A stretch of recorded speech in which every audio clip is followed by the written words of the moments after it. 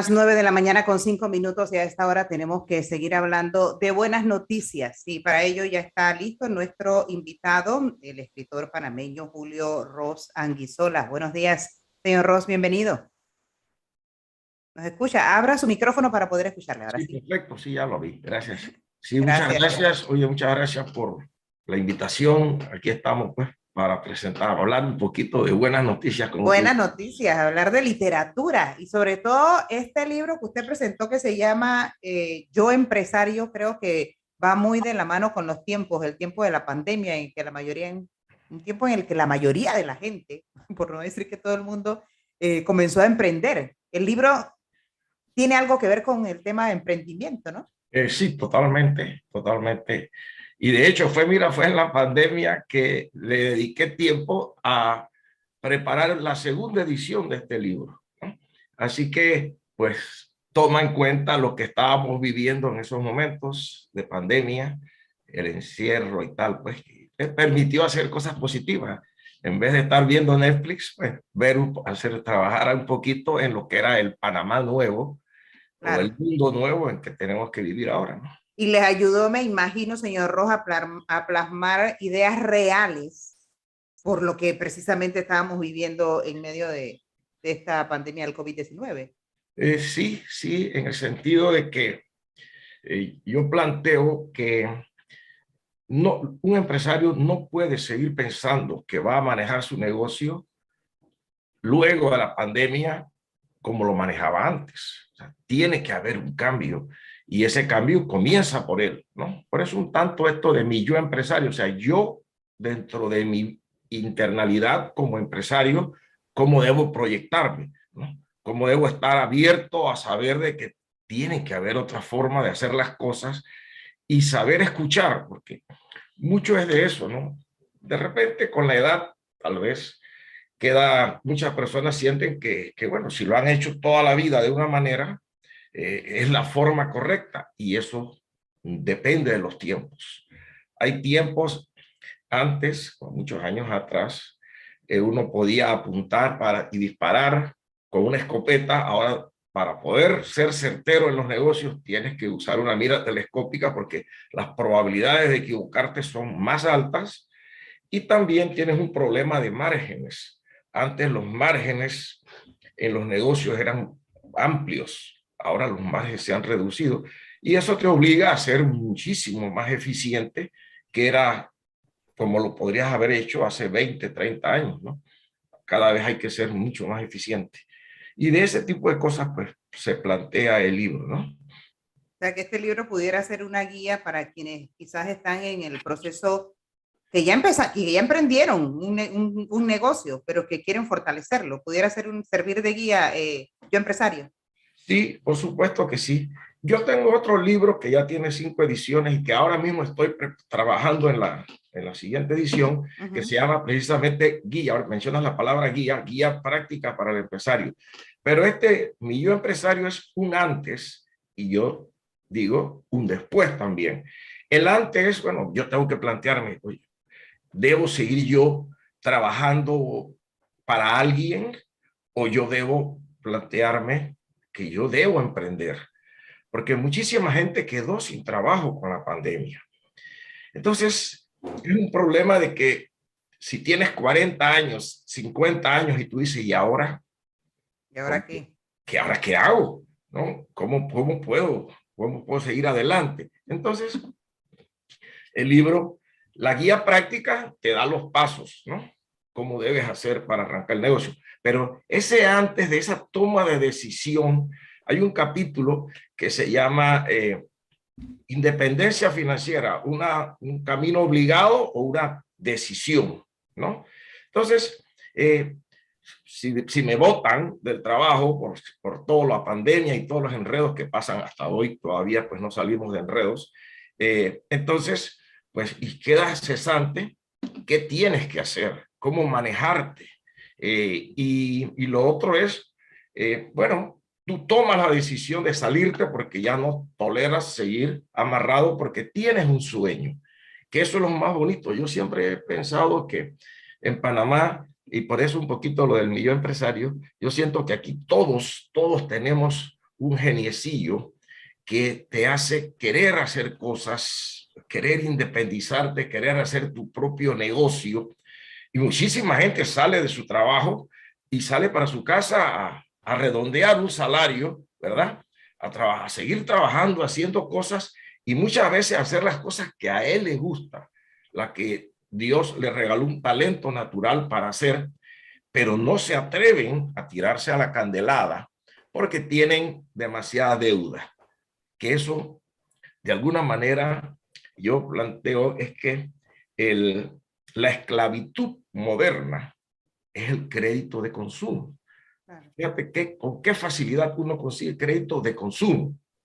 Pero si quieres hacer un negocio pequeño o sembrar una hectárea de tierra, conseguir un crédito para eso es muchísimo más complicado.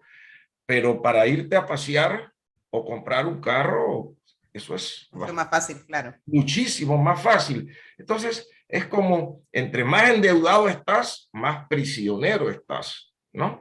Entonces, un poquito también hablo de ese tema. Oye, cuida tu nivel de riesgo, porque al final de cuentas, si quieres ser libre, si quieres construir tu propio castillo con tu trabajo, entonces tienes que arriesgarte, pero no puedes tener deudas. Tienes que arriesgarse, pero tienes que tener un poco de conocimiento, de guía, que quizás pueda conseguir en libros como este y otros, o en instituciones, fundaciones que siempre están por allí tratando de ayudar a la gente en sus temas financieros. Pero me quedo pensando, don Julio, cada vez que llega la Feria del Libro, la Feria del Libro generalmente son un éxito, y esta fue más porque como veníamos de 2 años de pandemia, que no se hizo una feria presencial. Siempre en Panamá, cuando hay Feria del Libro, dice, wow, la gente en Panamá sí lee. Pero yo le pregunto a usted que escribe y lee, ¿quiénes leen? ¿Quiénes leen? No, yo no sé. O sea, la pregunta en la Feria del Libro es, sí. Yo creo que nunca se ha monetizado, creo, fíjate, que no estoy ni seguro, ¿no? ¿Cuántos dólares se vendieron en la Feria del Libro? No sé. Las visitas desde Atlapa eran, o sea, un tour. Realmente no cabía un alma, porque son muy bonitas todas las presentaciones. Yo recuerdo haber tenido allí, como en 2 o 3 ferias, estuvieron mis libros allí, los 2 libros. Y yo no me acuerdo si se habrán vendido nada, 1 o 2 libros, ¿no? De los míos, o sea, de los míos. Tal vez la gente compra más literatura. Otros libros, claro. Sí, es muy posible que a la gente le guste más novelas, cosas muy lindas, literatura, poesía, y no busca este tipo de libros en la feria. O puede ser que también haya algo de que mucho de ese público sea taquilla. Desde ir a pasear, desde que es una bonita tarde de domingo. Bueno, puede ser, podría ser, o sea, todo es un abanico, ¿verdad? Es un abanico de posibilidades. Pero bueno, estamos hablando de la nota positiva, así que sí. Yo asumo que sí, que la mayoría va porque sí, compra libros y lo quiere leer. Pensemos que sí. Bueno, entonces este libro a mí me encanta y de verdad, bueno, cualquiera diría, pues claro, tú lo escribiste, tienes que decir que te encanta. Claro. Bueno, sin embargo, el libro me gusta mucho más que la primera edición y más que el otro libro, aunque el otro es una guía muy buena para echar el negocio, para arrancar el negocio, pero me gusta porque es muy, pero muy práctico.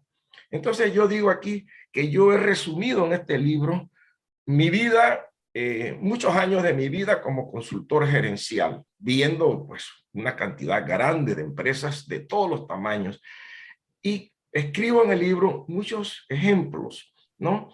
Muchos casos que viví, obviamente sin que se le parezca nada para que nadie pueda decir esa empresa o la otra, pero sí lo que sucedió y cómo se llegó cómo se le buscó una solución. Y eso es muy bueno porque eso permite que la gente que lo lee, si tiene empresa, se sienta dibujado allí, ¿verdad? También hay hay un cuestionario muy bueno que tiene que ver con liquidez, ¿no? La liquidez es la fiebre, la iliquidez, o sea, falta de cash, falta de dinero en el bolsillo, es la fiebre de la empresa. así lo defino. Entonces, porque cuando tú tienes fiebre es que tienes un problema en algún órgano, alguna infección en algún lado. Y cuando estás con la soga en el cuello sin cash, que es cuando el empresario se da cuenta que no puede operar, pagar planilla, etcétera, etcétera, es en ese momento que más se preocupa. Entonces, esa iliquidez, toco esto y entonces hay un cuestionario que te mide y que te ayuda a decir, oye, tú estás en un problema de liquidez, ponle atención, porque cuando la gente está con el problema de falta de cash, ¿qué hace? Bueno, invierte recursos en factoring. El factoring es una herramienta financiera es una fuente de fondos Sí. que es muy buena, pero de corto plazo. O sea, que si no tienes dinero hoy, tú lo usas, pero ya. Sin embargo, tener crédito permanente en factoring es muy oneroso para las empresas. Entonces eso hace que se te hace como un círculo, ¿no? El factoring es la venta de las facturas, ¿no? Entonces, tú vendes tu factura por delante, el cobro lo hace el banco o la empresa, porque hay muchas empresas que también hacen factoring, y eso al final de cuentas, pues, tiene una tasa, no tiene una tasa de interés, porque la ley lo impide, pero tiene una comisión que para Claro. el práctico es una tasa de interés. Pero a las finales resulta ser mejor porque tú cobras el dinero en tiempo. Sí, lo único que el costo es Sí. alto. Entonces, con un costo alto, si el negocio está con la soga en el cuello y tienes un alto costo de financiamiento, o sea, no ves el sol, claro. Pero y en el caso de las deudas con el gobierno, don Julio, ¿cómo se hace? Porque a veces se demoran una eternidad en pagarle a la Bueno, empresa. sí, entonces para eso el que le vende al gobierno tiene que tener un colchón Un buen fondo. suficiente. Sí, porque es que si no, ¿de qué te sirve vender y ganarte, creer tú que te vas a ganar el 15% y se te va el 17% En el factoring. en factoring? O sea, o en cualquier otra forma de financiamiento que no fuera Claro. eso, ¿no? Pero y mire, y hay otros problemas porque por acá rápidamente antes de finalizar, me dice un oyente, yo me atreví, don Julio, a emprender. El tema es que entre la DGI, el MINSA, el municipio y demás le obligaron a que no avance. Y dice Sí. esta persona que él lo hizo con cosas que realmente le gustaba hacer, pero que las entidades públicas Sí. prácticamente Mira que eso es lo un problema. frenaron. Ese es un verdadero problema. Yo, yo he planteado siempre, mira, de hecho, a mí me tocó organizar con un grupo de amigos la ley de AMPIME. O sea, antes de que eso existía, la oficina de pequeñas empresas existía en el Ministerio de Comercio y tuvimos la idea de organizar el tema de AMPIME y se hizo, independientemente de quién fuera el gobierno, eso era lo de menos. Y eso fue digamos, la primera piedra para que nacieran pymes. Y por allí debiera ser el tema, pero a pymes sabemos cómo ha pasado tumbos y tumbos en el camino, ¿no? Sí, Eh, las empresas deberían trabajar sin tanto papel, porque uno dice, voy a hacer una empresa, me cae el ministerio, el municipio, me cae encima el Ministerio de Salud, me cae el otro y el otro y el otro. O sea, no te dejan trabajar. Entonces, las pequeñas empresas deberían poder arrancar. ¿Usted quiere hacer algo? Arranque, comience. Y después que te mande un inspector y tú comienzas y tienes un proceso de tal vez de un año de tu poder poner tus papeles en orden para que quede formal.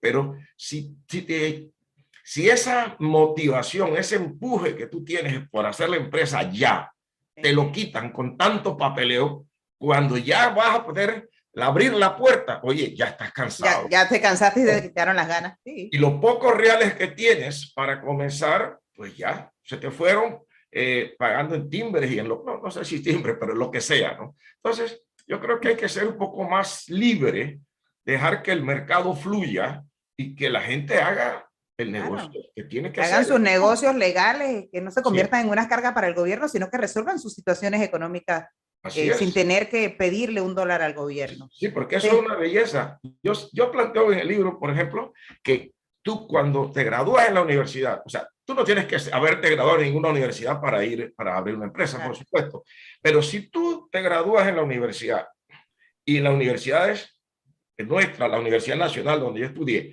que es la que te cuesta prácticamente cero, ¿no? eso es como gratis. Si tú estudias y te gradúas, tú estás con una obligación moral contigo y con tu país, con tu patria, de generar por lo menos un empleo, uno, que es el tuyo. Seguro que si lo haces, después vas a tener otro, ya comienza la bola a dar vueltas, ¿no? La rueda.